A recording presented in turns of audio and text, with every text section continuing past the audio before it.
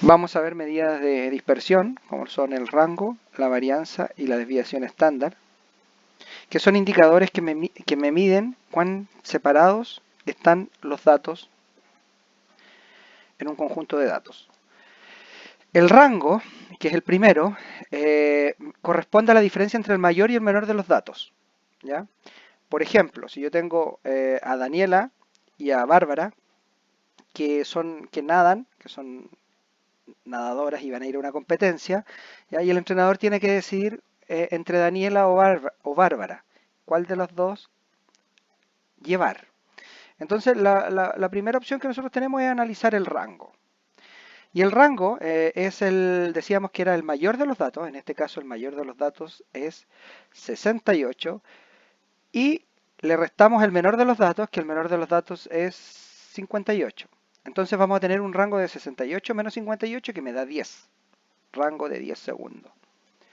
Para Bárbara, el mayor tiempo que se demora fueron 70 segundos y el menor fueron 50.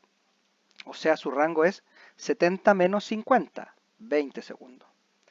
A partir de esta información, nosotros podemos decir que que los tiempos de Daniela son más parejos, ¿ya? Porque su rango es mucho menor que el rango de Bárbara. Y eso es un indicador que podría utilizar el entrenador para decidir a qué competidora llevar a una competencia, ¿ya? Ahora, la desviación media es otro indicador que me mide la dispersión en un conjunto de datos.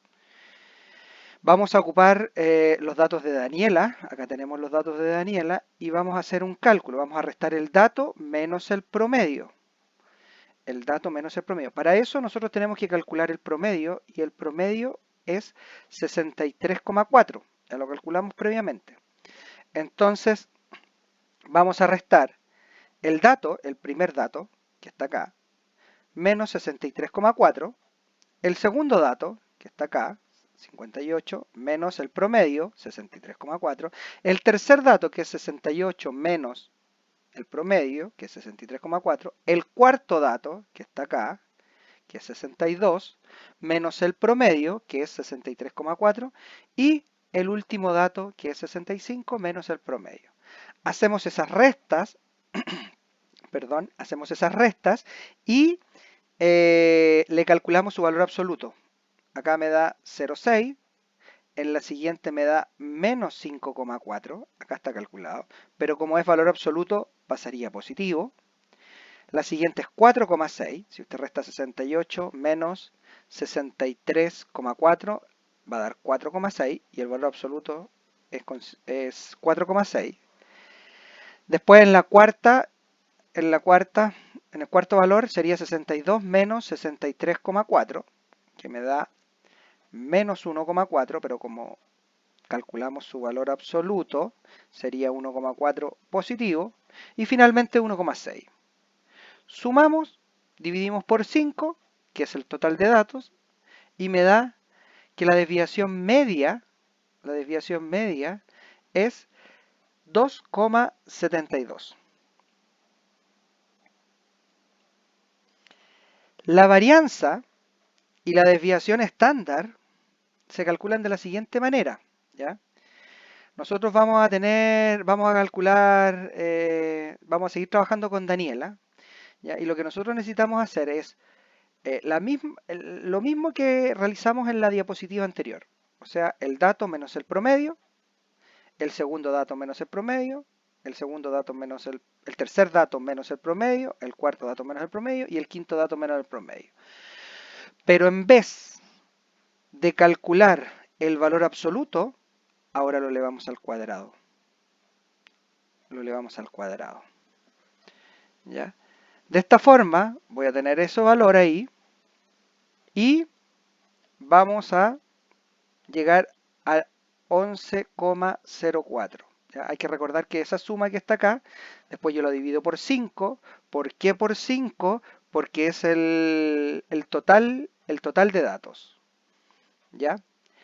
Entonces tenemos que esa va a ser nuestra varianza y vamos a calcular ahora cuál es la desviación estándar. Pero la desviación estándar es simplemente calcular la raíz a la varianza. El valor anterior, que era la varianza, es 11,04, le sacamos su raíz y me da 3,32. Esa va a ser la desviación estándar.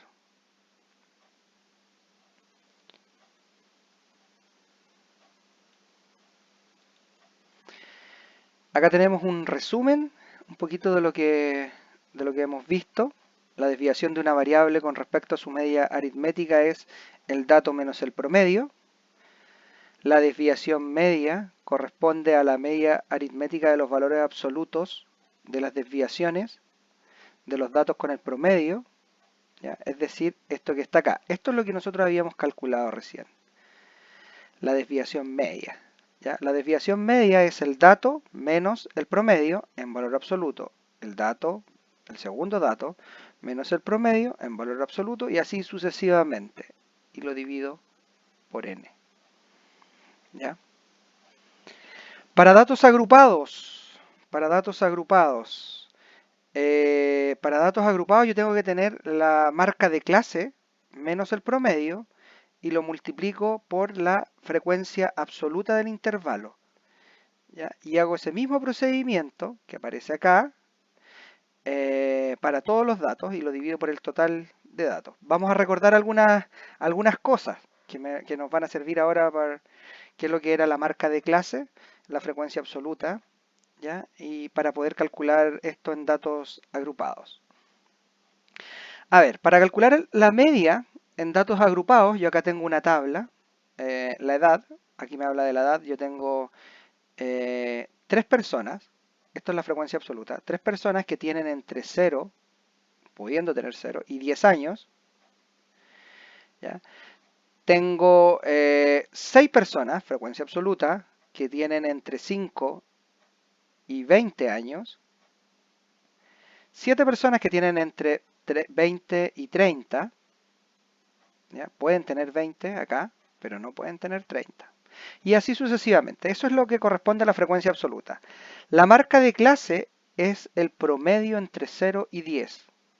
Sume 0 más 10, lo divide por 2, le da 5. Es la mitad del intervalo. 10 más 20 me da 30, dividido por 2 me da 15. 30 más 20 me da 50, dividido por 2, 25. Eso es la marca de clase. ¿De acuerdo? Y acá tenemos la frecuencia absoluta acumulada. Ya que acá es 3, ahí tenemos 9, porque tenemos 3 más 6 me da 9, 3 más 6 más 7 me da 16, etc. Queremos calcular la media para datos agrupados. Entonces lo que nosotros tenemos que hacer es multiplicar la frecuencia absoluta por la marca de clase. 3 por 5 y le voy a sumar 15 por 6 y le voy a sumar 7 por 25 y le voy a sumar 35 por 12 y le voy a sumar 45 por 3. Eso me va a dar 835, que lo voy a dividir por 31, porque son 31 datos. De acá podemos sacar la cantidad de datos que hay.